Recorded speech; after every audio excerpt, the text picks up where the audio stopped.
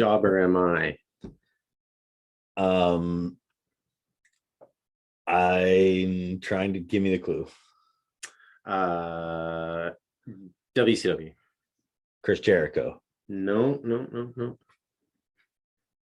Yeah, because he's not. Jericho in the well, I mean, first I guess week. I wouldn't say he's a job. Well, I mean, back then he may have been. He was cruiserweight champion, TV champion. Okay, that's fair.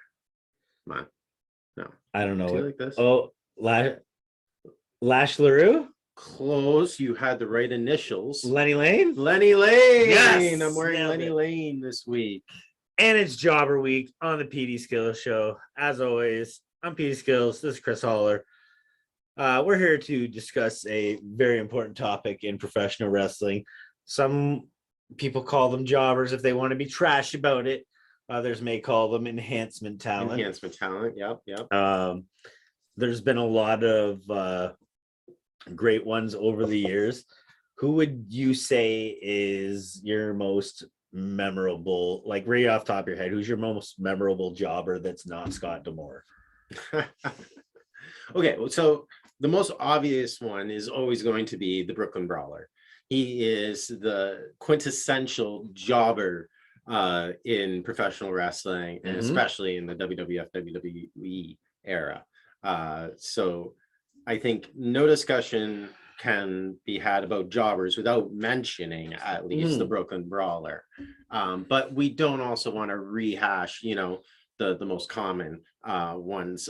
The first one that comes to my mind is the first one that I was exposed to, and that was Salvatore Sincere and Tom Brandi, who feuded with Mark Merrow back in 96 and everything, 97. Well, that's why I said your favorite that's not Scott D'Amore, because being from Windsor, Scott D'Amore was a guy who you'd see doing jobs on television, WCW and WWF TV. Yeah, he was everywhere. And I mean, he was local to us, so he jobbed in it was more, I think it was a battle royal in the Atlanta Nitro, that the big Atlanta Nitro and at the Georgia Dome, where Hulk Hogan or Hollywood Hogan dropped the title to Lex Luger on Nitro, and that was such a huge moment. And yeah, Scott D'Amore is part of that history. Yeah, and I mean, while we talk about Brawler too, because obviously that was going to be on my list, and I was kind of thinking about it earlier. I'll never forget how confused I was, because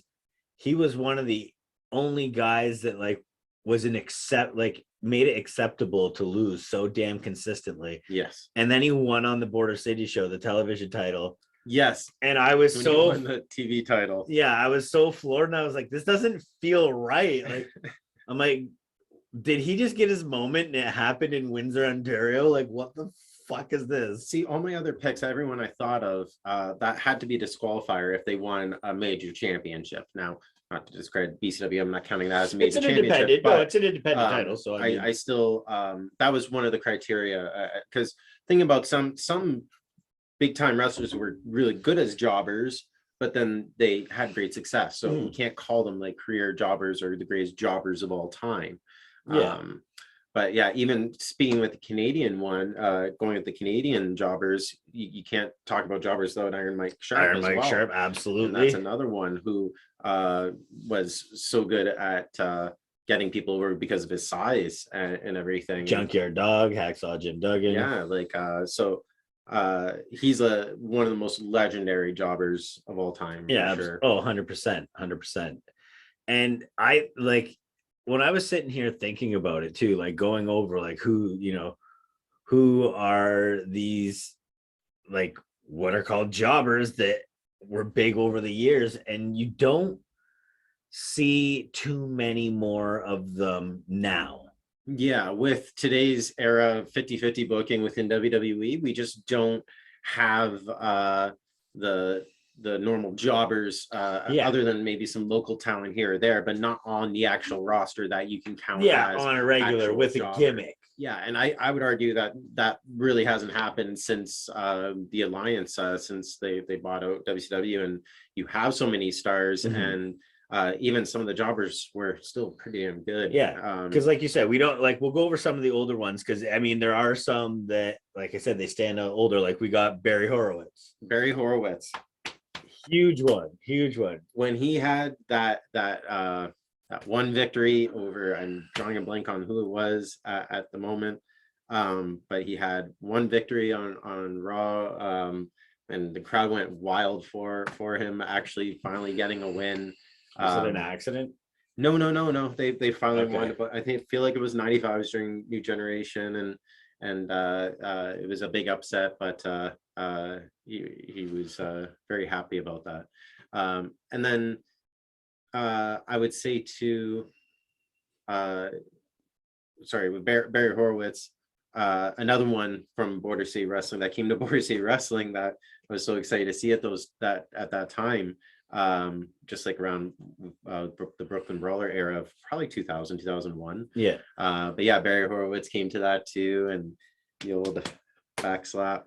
And he was a great worker. So again, one of the key things of some of these jobbers, some of the best jobbers, is that they are really good workers and they can make the other guy and that's the look big good. thing. And that's why I said we don't like, and I mean, we might be all over the map on the conversation, but there are things like to talk about with that.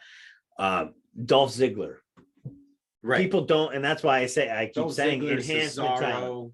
Yeah, like it's not necessarily a bad thing. And I feel like, and I've heard this, like, and I hear this from a lot of people now, if you're not in it to be the champion, if you're not in it to be the best, then you shouldn't be in it. That's not smart business. That's not how any business works. Yes, have aspirations at all times to be better, but every role still needs to be filled. And if everybody's trying to not have that role, then nobody's getting over, because there's nobody to get like, everybody's just stuck in this middle zone. And I think that's what got us 50-50 booking. Exactly. That's where we're at right now with WWE.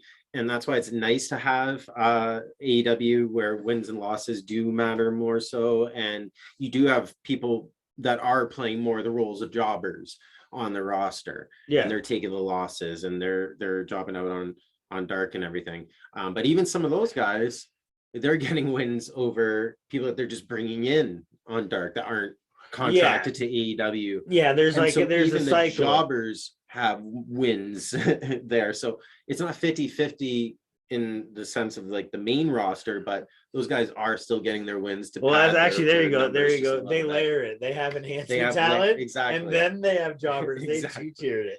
Exactly. AEW has it a little different, and I think it's good. It works because it makes them more credible when they do job to the other guys, because they're beating, you know, other lesser known talent. And then speaking of layering, like tiering jabronis, do we have Virgil jobber or full-blown jabroni?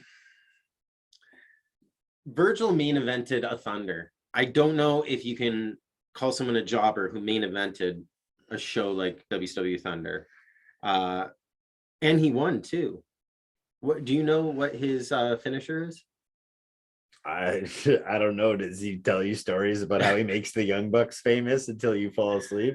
Well, it tells you all the people he got made. His finisher is an armbar of sorts, or something like that. And yeah, he made I forget who he beat, but he made them tap on Thunder. The same way he gets everything else. Can you count him as a jobber and the $1 million championship? Like Virgil. Yeah, they were like, hey man, Vince, like Virgil was like, can I get a win, man? And they're like, oh, I mean, if you're gonna twist my arm, and he's like, shit, that's all I had to do. So he made his finishing armbar. Yeah, and you could argue that there's a whole NWO jobber team. So now we have some, I would count him more in with jobber groups who, as a team, lost more together, and that would be like the NWOB team, the Job Squad, whose name came from that with Al Snow and such. Yeah, the whole WWE. Job Squad. Yeah, and that's one I wanted to touch on definitely. Like that might have been the only time they made being a jobber fucking cool. Yeah. Not just a necessary tool, but I also think that's kind of what broke down the barrier to a certain extent for some. It did. Fans. I think that ended. I think that was the last era. Pay me 1, 2, 3. Yeah. Like that was the last era of jobbers in WWE for sure. Because and they just got together and made the jobbers is the last group of jobbers just went, you know what? Also, like you. Leaf Cassidy, Spark Plug. Let's get over. Yeah, Gilbert. Yeah, Gilbert, and he's Gilbert, on my list too. okay, so The one-time joke that turned into a full-blown gimmick. here's the thing, though. He was a champion for over 2 years, Yes, the light heavyweight champion. and he wasn't good at being enhancement Didn't he talent. beat Christian? Yeah, he did for Oh the my title. God, that's fucking So terrible. I cannot rate him as like one of the best jobbers because I don't feel like he really did his job of putting people over as Gilbert. But wasn't it However, supposed to be funny that he won the title? and it was just a comedy act, but Yeah. it didn't really do much. And then for they buried the anybody. title, yeah. Exactly. But to be fair, Dwayne Gill was a great jobber of the WWE era. And if you lump that with his previous work of being a jobber in the New Generation and even back to the early 90s, late 80s, Dwayne Gill I would rate him as a top jobber, just not, I don't want to give too much credit to Gilbert. Yeah. That's okay. That's fair.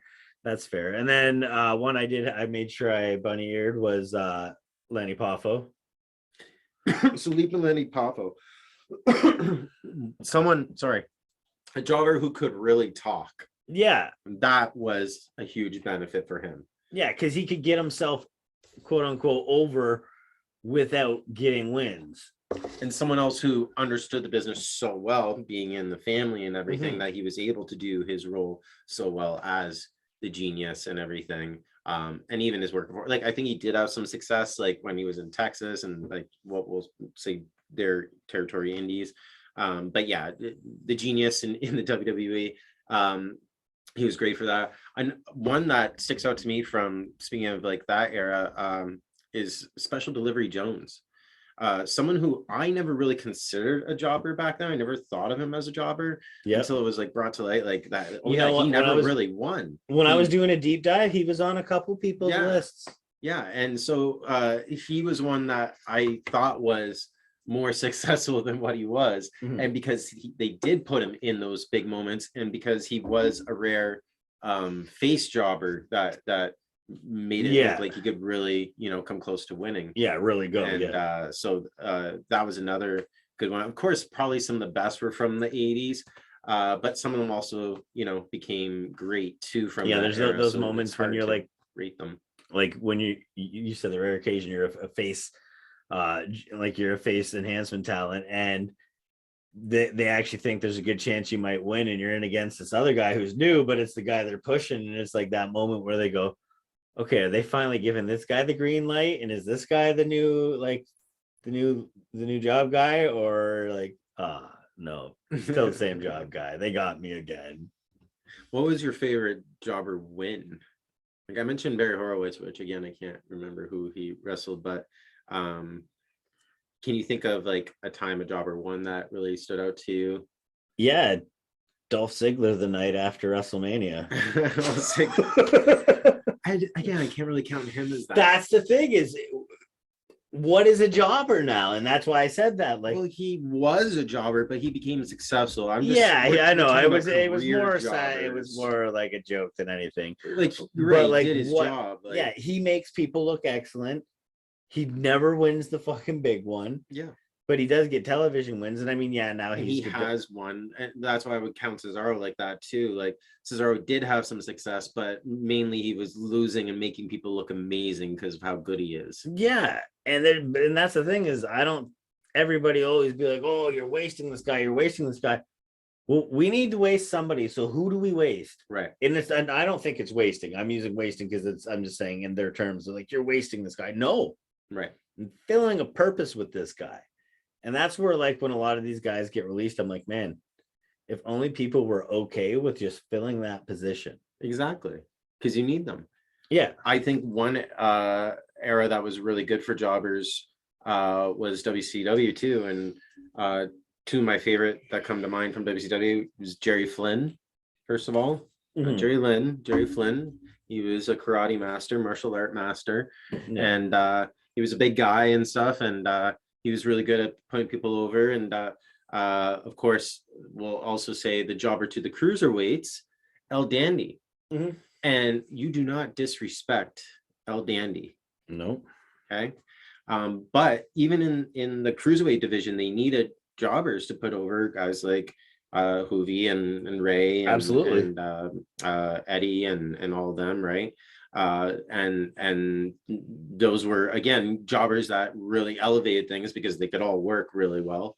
And I think El Danny was one of them that really stood out at that time. Fun fact, I bet you if somebody plays this episode back and either A takes and actually don't take a shot every time you hear the word jobbers, but I mean if you take a hit every time you hear the word jobbers, you'll get a good bake going. Yeah. Oh yeah. Don't do it with alcohol though, because you'll be flat on your ass. And if you're Yeah. listening to this first thing in the morning, that's not a good fucking idea. Yeah. Depends on the day, but you'll spend your day as a jobber flat on your back. And like that's and like I said, people don't want to fill that position, and this might be an unpopular opinion, but I had no problem being flat on my back every night if it's on fucking television. 1, 2, 3s all day. Like why I don't like. They think that it hurts their character, that they won't sell as much merchandise, you know. Yeah, and I get that. Yeah, like I understand it because of the way that the business has become. Yeah, it's so competitive, and like yeah, you like said the merch and the action figures and what we've seen with what you were just talking about with AEW, that they do have a tier system of jobbers and enhancement talent, and I think maybe that's the answer now, where you can, and that's kind of like with heels and faces too, where people are like, there's no real jobbers anymore, and there's very few real heels left. Yeah. Because the heels want to sell t-shirts, the heels want to sell merchandise. It's not like back in the day where like the face would cut the heel in. Right. If like, and we're even seeing them sometimes become successful, like Jinder, who was a perennial jobber, but then he was really good at being a heel, and so somehow there's got to be ways to make the business more appealing for people to do enhancement work. Like, I don't know, like at Christmas time, Mattel like throw out a fucking 5-pack of jobbers. Maybe just pay them more. 5-pack of intent. Yeah, pay them more, like because there's no opportunities for them to make like here's your deal. You make X, like you're making the same base amount, but because we're jobbing your ass out all the time and you're not going to make this money, this is like, you know what? They'll work harder to make themselves look good so that they're the ones that go out to lose every fucking night too. Yeah. Then they'll get paid. And if you do your job and you do it well at any given point, they can get you. The machine can get you over. Yeah, absolutely. And again, AEW's like with AEW's way of giving them these wins on Dark and Elevation, that is a huge way to still make them look credible too going into these other matches, because they can still work. Yeah, especially in AEW where they make a big deal out of tracking your record. Yeah, if these jobbers are coming on screen with like 0-7 records, that's no good. So like we got to throw you a couple on Elevation, get you a couple W's. Yeah. And I think that's a good way to do it. Maybe WWE should look to use NXT more. We can't have you batting .001. Yeah.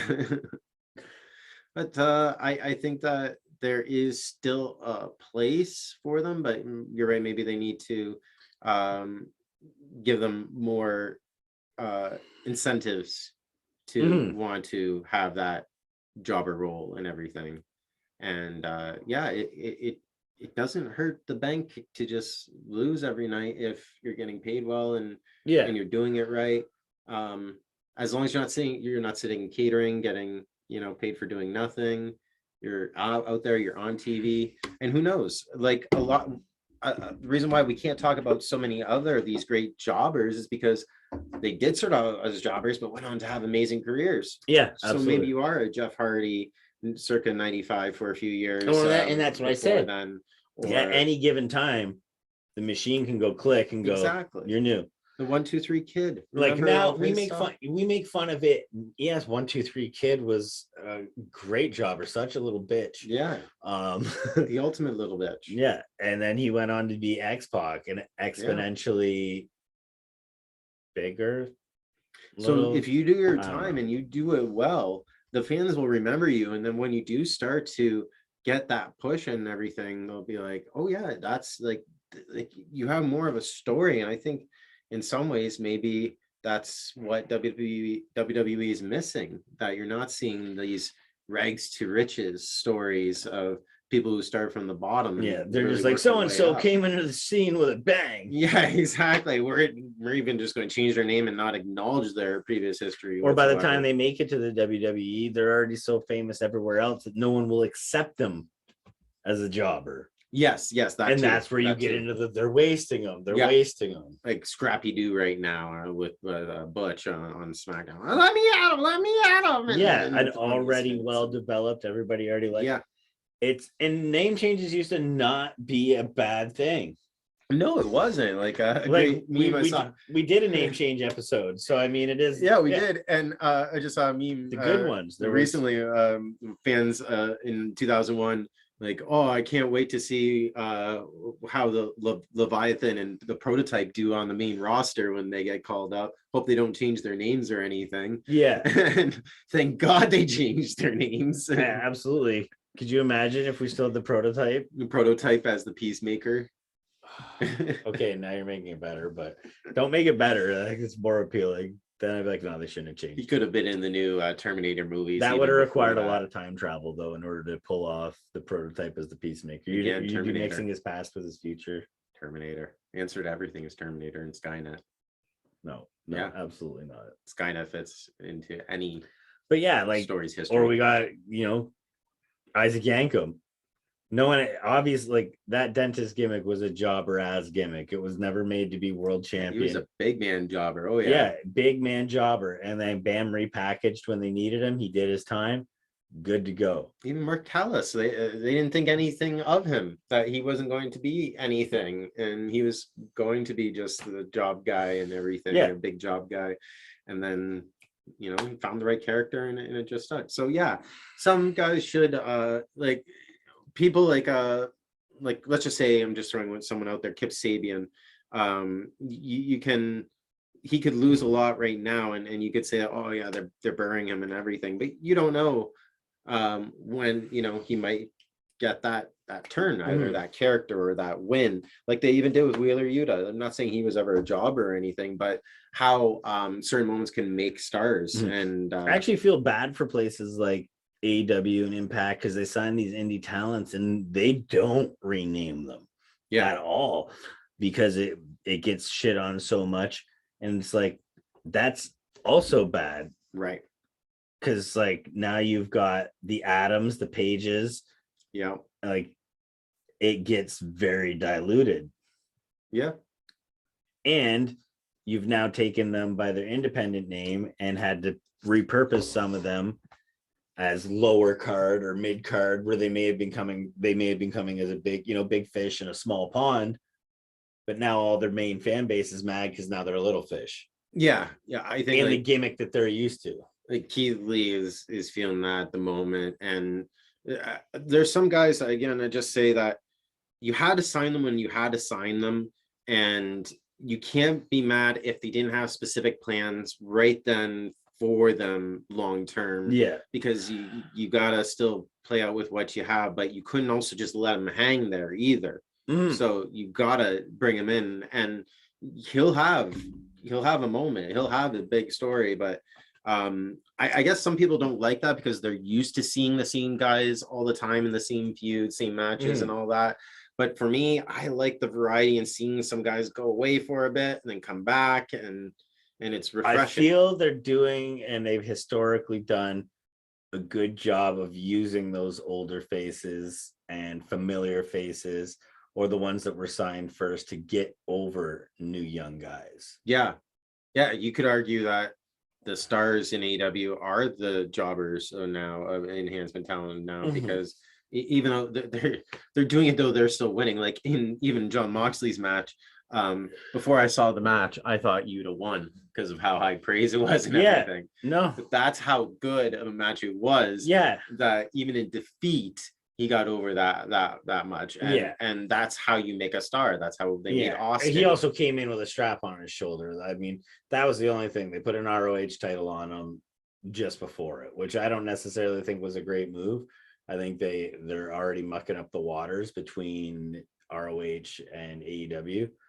But I mean, I see it no different as Stone Cold winning the King of the Ring before going into you know, his feud with Brett and working that. But and King of the Ring, just a little, it's just a little thing to give him King of some the- credibility to be able to compete at but that King of the level. King of the Ring's like more of an accomplishment than like it's a trophy. You're the King of the Ring champion, but like it's not like a defendable title. It's Right. not like you're at the top of the mountain now, or you're at the top of this hill. What if it's a mid card title? Maybe you're at the top of the hill, Maybe if it was any title other than the pure title, I would agree with you more. But because what the pure title is, I think that just gave more credibility to Yuta, to the combat style club, that they the did, Blackpool Combat because Club. because now he's a pure wrestler. Yeah, the pure guy took that beating. exactly. It's all to form part of the character, and again, something we still have to see play out. But I really like where it's going. Yeah, and CM Punk putting over MJF, and like these older guys are not only still able to perform, MJF they're also putting over these young guys. Jericho, MJF, then Punk, Jericho MJF. first, yeah, Jericho, and he's getting wins along the way. Yeah, we're not saying so. Again, a little not bit jobbers, enhancement talent more so, and it's weird to say because they're making so much money and everything, but just their role of making the stars. And that's why you said in AEW, it's almost like reverse role. Like there's a lot of times like where the quote unquote jobbers are the ones you want to see start succeeding, right? Because that's just how the pool is now. Because it's not. Oh, like they don't build stars. Yeah. They don't build like big stars anymore. It's a lot of great talent, but no mega stars. The first person that I could think of, the first wrestler that I could think of that made that a thing, and it was even more bizarre back then, was Randy Savage. Yeah. Savage was huge on doing what was good for the business, putting over who needed to be put over. Yep. Working with people like DDP, he even when he was working that Smoky Mountain show, and K9 was being put over as their big star there, and Savage, who was in WWF at the time, put him over on the Smoky Mountain show, and he really didn't have to do that, but he told him that this is your night and everything. And that's what he wanted to do. He wanted to make people look good. He was already a star. He was already the Macho King, the Macho Man. Yeah. Everyone knew the most famous wrestler outside of Hulk Hogan was Macho Man Randy Savage. And he just like Brian Danielson, he reached his point and then he starts giving back. Yeah. No, they say like be careful, the toes you step on the way up might be the asses you have to kiss on the way down. That's right. So I mean, so when they give back like that, that's awesome. Yeah, and he was unlike some, again, he was able to go at a high level. But that's just another route, and they almost have to go that route because, like we said, without the existence of people that are willing to be that enhancement talent or jobber, it's solely on the older generation now to give back, and instead of them walking their way over people, they're being pulled up. Right. It's instead of a climb, it's a pull. It is. And it is in some ways forced, like Roman was for a long time until, it took the right set of circumstances. A lot of times I could chalk up the internet bitching as the internet bitching, but Roman Reigns is one time where the answer was just give the internet what they wanted. Yeah, for him at least, for sure. Yeah, as soon as they did, money. Yeah, if it was him instead of Rollins, if he took out the Shield as like 2-on-1, like he turned on them and took them both out and everything. Yeah. He could have started this a lot sooner. But then again, like we've discussed this before, without heel Roman Reigns in the Thunderdome era, we may not have gotten that aura of Roman Reigns. That's true too. That quiet, calm, collective. Yeah. Now these front, once live crowds came back, he did pick it up a little bit, and then Paul Heyman did a lot of the talking. But like that was required to develop his like mob boss mentality. Yeah. But yeah, so I mean, obviously, like we said, there's got to be a way, like you said, of either through incentive of bringing it back because it is, and maybe get rid of the term. I don't know. It's hard to get rid of the term jobber. I mean, maybe not call them that, but there's got to be a way to bring it back. I think it's an important thing. I wish there was more wrestlers that like, and that's where you get a lot of the cool gimmicks. Yeah. If you want like a good, even jobber tag team, we didn't even talk about jobber tag teams, but even like jobbers, like we can count like the Bushwhackers, the WWF era as a jobber tag team technically. Absolutely. And like you said, not sheepers or like, but like, yeah, exactly. And great characters and people who continue to do that later on into their careers too on the indie circuit.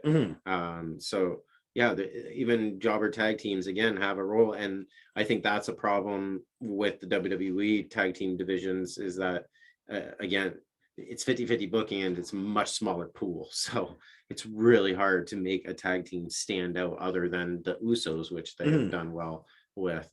But you don't have jobber teams that you could just throw fodder to people like the Viking Raiders and things like that. The best you could do is like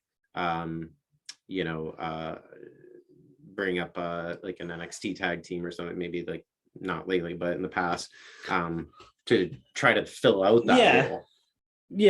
And I mean, it seems like they're starting to maybe go that route with all the name changes coming from NXT. Like a lot of people are hating them now, but maybe they are slowly weaning it back in. Yeah. The enhancement talent era. Maybe they are weaning that back in eventually, but I mean, that'll take a long time. And if that's what you're using the NXT guys for, I think that's fine and that's great. And we are seeing some interesting characters coming from that. And I wish I was better. I wish I was better with some of the new NXT names, but like, yeah, like I'm not a fan of Tony D'Angelo, but you just gave me the watching him job on TV, I'd be fine with that. And I think that he could do it well, and maybe down the road he'll do something better. In the more cartoony NXT, he's he just beat Tommaso Ciampa.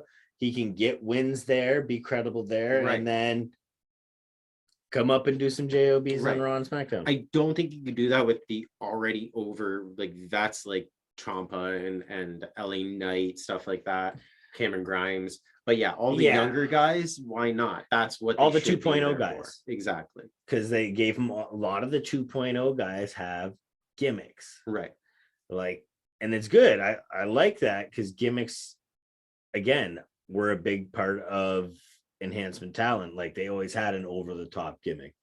Even Brawler, he dressed like a bum, but that was an over-the-top gimmick. Even his heel turn to the Boston Brawler, amazing, and it was still over the top. Like it's just, we were talking about the surprise wins earlier. I wanted to mention when Brawler beat Triple H. That was a great moment too.